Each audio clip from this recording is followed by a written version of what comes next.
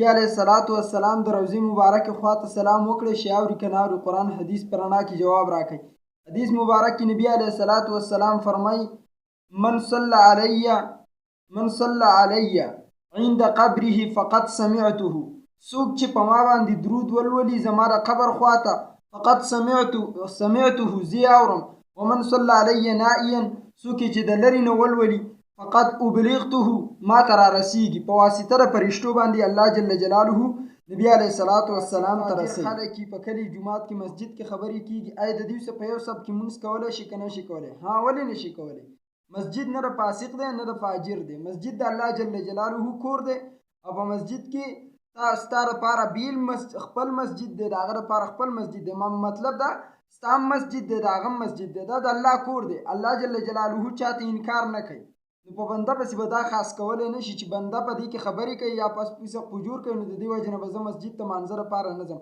دویمه خبره پکې دا ده ته د کلي خیرات بیا پرېږده د هغه څه، د کلي واده پرېږده د هغه څه، او د کلي معاملات د هغه څه پرېږده، په یو لار تېرېده ورسه پرېږده، د دې کلي نه کډه وکړه چې ستاسو دومره غم دی د دین اسلام، نو بیا دا کارونه وکړه. یوازې مسجد باندې مه جوړوئ.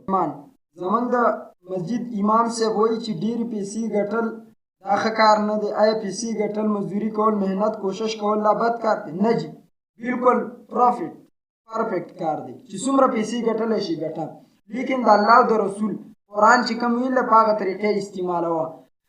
قرآن چې کومه فیصله زکات ورکوه، صدقه ورکوه، د غریب مسکین خیال پکې ساته. بیا چې نور ته څومره پیسې ګټلی شي دومره پیسې جایز دي، جایز نه دي بلکې عمل دی.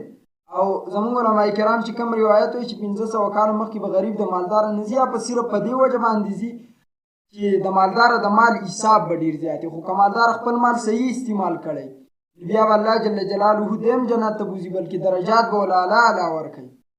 یاد چې مونږه السلام علینا و السلام علیک ایها النبی وایو، آیا د دې نه دا نه ثابتېږي چې نبی علیه الصلاۃ والسلام حاضر ناظر دی؟ نو د دې نه هرګز دا نه ثابتېږي چې نبی علیه الصلاۃ والسلام حاضر ناظر دی. ځکه تشهد مطلب دا او دا چې کله نبی علیه الصلاۃ والسلام معراج په شپه باندې اسمان ته لاړ، الله جل جلاله ورته وفرمایل تا څه راوړي زما نبي؟ نو نبی علیه السلام ورته وفرمایل التحیات لله والصلوات والطیبات. چې کله ورته دا ویل ما د ځان څه دا راوړي، دا تحفه ده. الله ورته ویل السلام علیک ایها النبی، سلام دوی پتا باندې نبی. دا الته نبی علیه السلام الله ته حاضر او نبی علیه السلام دسی الله ورته مخاطب ته خطاب داسې وکړو. بیا کله چې نبی علیه السلام صحابه ته درود تشهد ورخودنو په هغې کې ورته السلام علیک ایها النبی ووایه، چا ټولې راټولاو. نبی علیه السلام ورسه په اسمان کې دا الفاظ هم سې وکړه السلام علینا وعلی عباد الله الصالحین. نو ملائکو ټولو چغې کړي بیا اشهد ان لا اله الا الله و اشهد ان محمدا عبده و رسوله.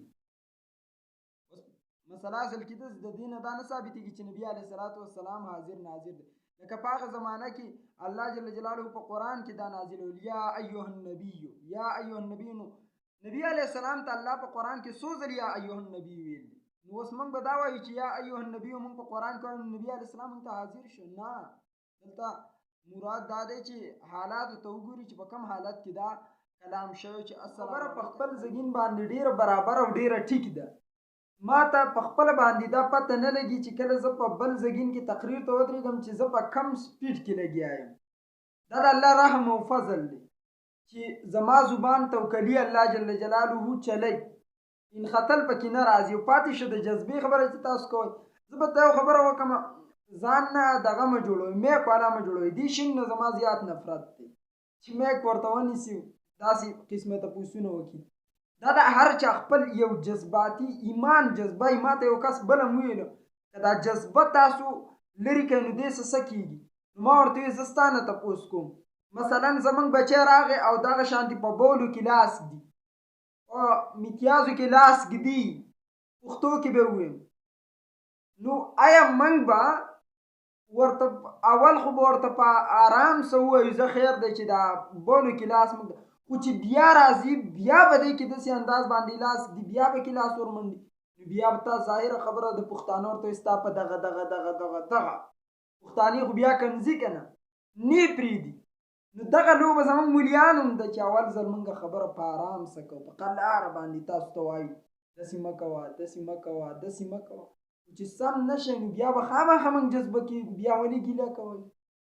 الله جل جلاله د هر انسان دپاره خپل یو صلاحیت ایښی دی، لیکن زمونږ کې مرض په مونږ کې دا پروت دی چې مونږ هغه خپل صلاحیت د چا د وجې نه پټوو، مونږ هغه خپل صلاحیت د چا د وجې نه پټوو.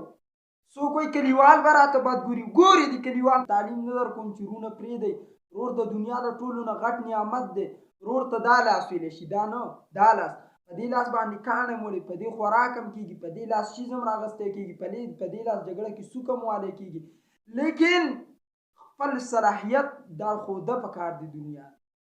ما نه چې دا تپوس کوي څوک چې ته ولې رالې، الان کې ما ته ډېرو ملګرو دا ویلي چې ته راشه په میډیا باندې، ابتدا کې ما ته ویلي خپل بیانات زما ټوټل چې څومره ریکارډینګ کیو چې دا ته جوړ کو شیر یې کا، چونکې ابتدا کې ما ویډیو ریکارډینګ نه دی کړی، دې وجې نه زما بیانات آډیو کې دي، کوم چې اصل بیانات دي آډیو کې ریکارډینګ دي.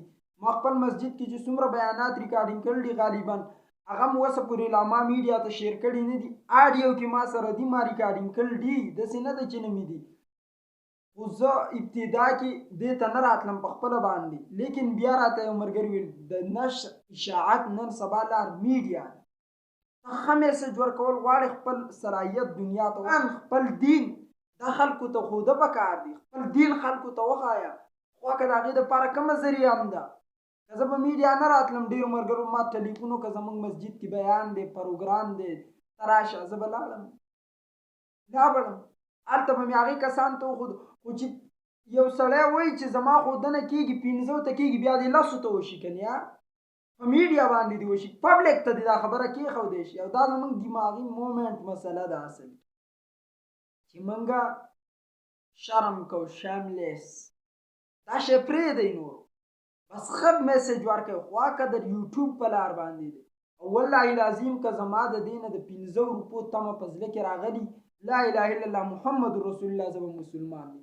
که ما دا کولی ما په هغه وخت کې کولی شي زما په مخ ګیره نه وه، ما میډیا کې ښه نوم ښه نشان ښه خلک په ځان نه مایل کولی شو، چونکې زما دا سوچ نه په هغه وخت کې. ما ته خپلو ملګرو زما سره د تجوید یو شاګرد و هغه ما ته ویل ته وکړه زه ستا را شعر کوم، ما هغه ته اجازت نه ورکوه. بیا په دې 2023 کې هغه بعضې بیانات شعر کړه د حق اواز ایډۍ نه، چې ملګرو هغې باندې دا یقین کوه چې دا چېرته دی په خپله باندې دی، هرګز ما د خپل فیسبوک نه خو د سره نه ما خپل بیان شیر کړی نه دی.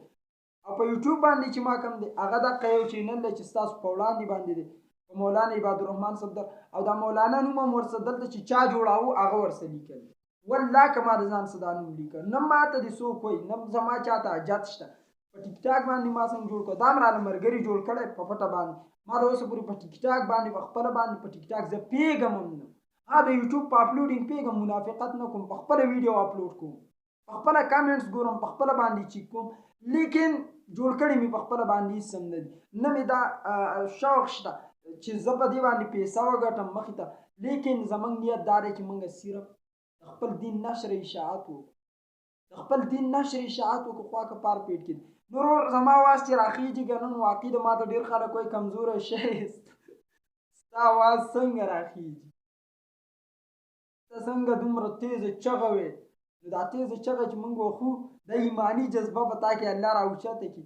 او بیا چې کله ناروا ویني نو ما تاسو ته وویله چې یو کس ځي په بولو کې لاس ږدي ته به خامخا هغه ته قارېږي دا به ورته نه بچیا دا مټایان مه راله، معلومه ده یو کس غوشین راغسي غوشان ورته مونږ وایو د دې غواو دا سوټه، نو هغه تې قپه کړې وه چا ورته ویل چې دا ګلاب جامن، نو چې قپه یې تې کړې وه خو غوشان وو، نو ویلې ما ته ښه پته ده داسې ورته کتلي وو، ما ته ښه پته ده چې ګلاب جامن یې لیکن باران شوی دی خوند د نه اوبو وړ دی. ستاسو یو بچی ورځي غوښانو کې لاس ږدي رالي وړوکی نه پوهېږي خولې ته یې اچوي ته به ورته په قار څه وایې، که تا ورته په خندا څه ویل دا بیا نه کېږي. بعضې ټیم کې به خبره په قار څه کوي، بعضې کې به حکمت چلی، بعضې کې به یو شان طریقه کې بس زموږ مسلمانان ګمراه دومره ګمراه شو، دومره دومره دومره. بله ورځ یو کس ماته ویل دا قرآن د هر چا کتاب دی، هر سړی د دې تفسیر کولی شي. نو ته چې دا کومه خبره کې ستا به خپل ذاتي مقصد په دې کې په میډیا باندې راځي چې یاره جي دا د هر چا کتاب د هر سړی ته راشه ما مطمئن که قسم بالله زه به درشم ما مطمئن کړي. زه ستاسو خلاف نه جماعت اسلامي والا زما د سر تاج یې ته ته ډېر بهترین یې، زه هېڅ شی نه یم، ستا تحریک هم ټیک دی، زه هېڅ چیز نه یم. خو زما پسې په واټساپ کې میسج رالیږلو پسې زه به درشم، دا موبایل به ستا مخې ته ولګو، ته ما مطمئن که خبره ختمه. زه درته وایم زه یو کس ته وایم زه به ته واقعه ذکر کوم، اوس دومره لوی واقعه ده چې د هغې ذکر کول په دې ټیم کې نه کېږي. لیکن د ډاکټرۍ کتاب نه څوک ډاکټر نه جوړېږي، د انجینیرینګ د کتاب نه څوک انجینیر نه جوړېږي. د دې لپاره شاګردي شرط دی. نو لہذا قرآن دپاره د دې ټولو نه عظیم کتاب قرآن دی. نو قرآن نه به په اول سر باندې ته د عالم مخې ته کښېنې او قرآن به د عالم